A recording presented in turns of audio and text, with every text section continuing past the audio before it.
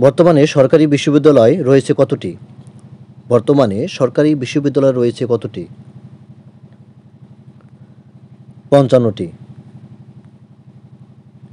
দেশে এইচএমপিভি আক্রান্ত হয়েছে মৃত্যুবরণকারী প্রথম নারীর নাম কি? দেশে এইচএমপিভি আক্রান্ত হয়ে মৃত্যুবরণকারী প্রথম নারীর নাম কি? সানজিদা আক্তার। প্রাথমিক শিক্ষা ও গণশিক্ষা মন্ত্রণালয়ের উপদেষ্টা কে? উপদেষ্টা হচ্ছে ডক্টর বিধান রঞ্জন রায় পোদ্দার। যুক্তরাষ্ট্রের কেন্দ্রীয় ব্যাংকের নাম কি? যুক্তরাষ্ট্রের কেন্দ্রীয় ব্যাংকের নাম হচ্ছে ফেডারেল রিজার্ভ। বর্তমানে প্রধান নির্বাচন কমিশনার কে?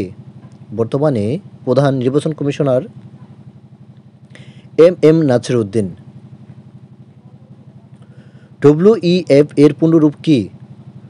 ডব্লিউইএফ এর পূর্ণরূপ হচ্ছে ওয়ার্ল্ড ইকোনমিক ফোরাম। বাফুফের বর্তমান সভাপতি কে? সভাপতি হচ্ছেন তাবিথ আওয়াল। ইসরো কোন দেশের মহাকাশ গবেষণা সংস্থা? ইসরো হচ্ছে ভারতের সংস্থা। খ্রিস্টান অঞ্চলটি কোথায় অবস্থিত? খ্রিস্টান অঞ্চলটি হচ্ছে ইউক্রেনের। টিকটক নিষিদ্ধের আশঙ্কায় নতুন চীনা অ্যাপের নাম কি? নতুন চীনা অ্যাপের নাম হচ্ছে রেড নোট। উত্তরা গণভবনের অপর নাম কি?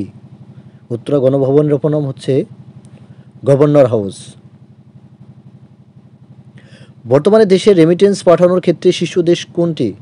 শীর্ষ দেশ হচ্ছে যুক্তরাষ্ট্র। অ্যাডিনোসিন ট্রাইফসফেট এটিপি কে কি বলা হয়? অ্যাডিনোসিন ট্রাইফসফেটকে এটিপি কে কি বলা হয়? Biological coin. টেকসই উন্নয়ন লক্ষ্যমাত্রা এসডিজি নিশ্চিন্তের সময়কাল কত? সময়কাল হচ্ছে 2016 থেকে 2030।